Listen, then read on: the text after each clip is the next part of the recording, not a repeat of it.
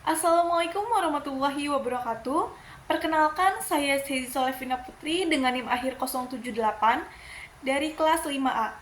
Di sini saya akan memaparkan terkait penelitian yang berjudul Paradoks Kemakmuran Perbandingan Sistem Otoritarisme Negara Singapura dan Myanmar.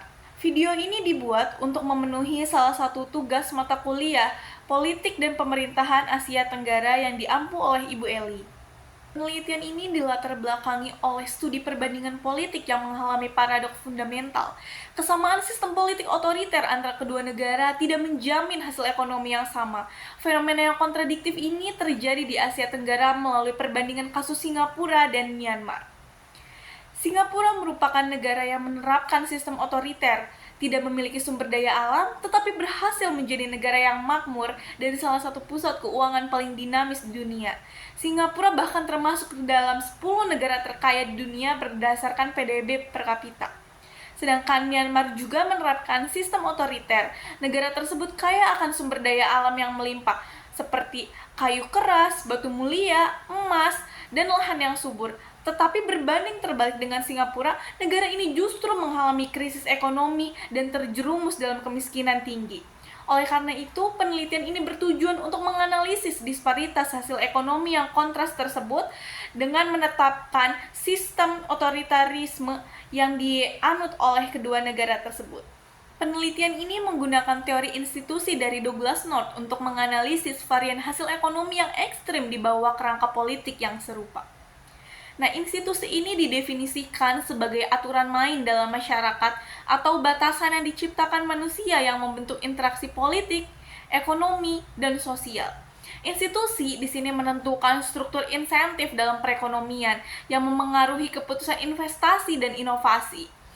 Menurut North, terdapat dua kategori institusi. Yang pertama adalah institusi formal, yang merujuk pada aturan tertulis seperti konstitusi, undang-undang, hak kepemilikan, dan regulasi pemerintah. Kemudian yang kedua adalah institusi informal. Di sini mencakup norma sosial, tradisi, kode etik, konvensi budaya, dan nilai-nilai yang tertanam dalam masyarakat, di mana institusi informal seringkali lebih menentukan praktik ekonomi sehari-hari. Teori ini memungkinkan peneliti untuk menjelaskan secara komprehensif bahwa sistem otoritarianisme bukan menjadi penentu kesuksesan maupun kegagalan sebuah ekonomi di negara, melainkan bagaimana kekuasaan digunakan di berbagai institusi tersebut dalam pembangunan jangka panjang. Selanjutnya memasuki pada pembahasan. Perbedaan ekstrim dalam kemakmuran antara negara Singapura dan Myanmar dapat dijelaskan melalui varian penerapan otoritarianisme dan kualitas institusi yang berlawanan. Singapura menerapkan soft authoritarianism yang dikombinasikan dengan mekanisme responsif terhadap arus demokrasi global. Kemudian Singapura ini diklasifikasikan sebagai developmental state atau negara yang berorientasi pada pembangunan.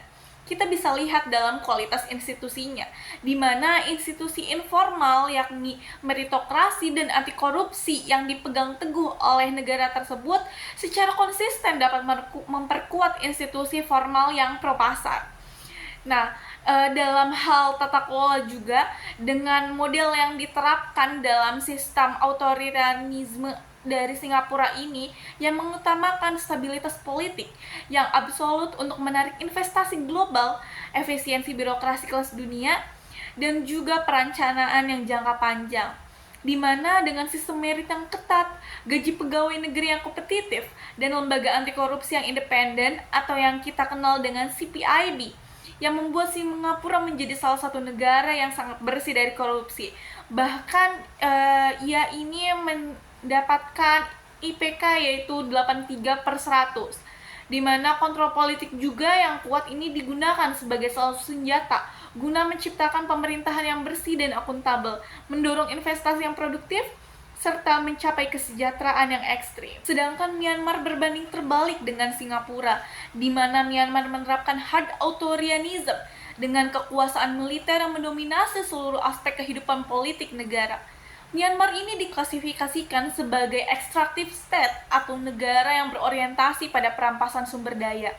kita dapat lihat dalam kualitas institusi, di mana institusi informal yang terjadi ini adalah patronase militer, kleptokrasi yang pada akhirnya melumpuhkan institusi formal, di mana institusi ini dirancang bukan untuk kesejahteraan rakyat, tetapi guna mempertahankan kekuasaan elit penguasa dan mengambil berbagai sumber daya yang dimiliki oleh negara tersebut. Nah, dengan model authoritarianism yang diterapkan oleh Myanmar ini, yang guna mempertahankan kekuasaan militer tersebut, ketiadaan visi pembangunan yang koheren, dan fokus pada penguatan kontrol politik elit, di mana tingkat militerisasi negara ini sangatlah tinggi dengan sumber daya yang dialokasikan secara tidak profesional untuk kepentingan militer. Ketidakstabilan tersebut menimbulkan adanya ketidakstabilan politik yang kronis, di mana seringkali terjadi kudeta yang terus berulang-ulang, korupsi sistemik, dan konflik bersenjata yang menciptakan iklim investasi yang penuh dengan resiko. Hal tersebut pada akhirnya melahirkan kegagalan ekstrim dengan tingkat kemiskinan mencapai 40%, di mana hal ini merupakan tertinggi kedua di ASEAN, dan juga menciptakan sebuah kesenjangan ekonomi yang sangat lebar. Dari Myanmar ini membuktikan bahwa otoritarianisme tanpa governance yang baik, rule of law, dan visi ekonomi yang jelas pada akhirnya hanya melahirkan sebuah negara yang gagal. Dari penelitian ini dapat disimpulkan bahwa perbandingan ini menunjukkan kesamaan penerapan sistem politik, yakni otoritarisme antara negara Singapura dan Myanmar tidak menjamin kesamaan hasil ekonomi. Justru terdapat faktor penentu utama di balik disparitas ekstrim dalam kemakmuran kedua negara ini, bukanlah karena tipe rezim politiknya, tetapi kualitas dan kesamaan institusi sebagaimana yang telah dikemukakan oleh Douglas North dalam teori institusinya. Nah, Singapura yang merupakan negara atau developmental state yang berhasil karena institusi informalnya, yakni meritokrasi, yang pada akhirnya dapat memperkuat institusi formal pro-pasar yang menciptakan struktur insentif yang mendorong investasi yang produktif.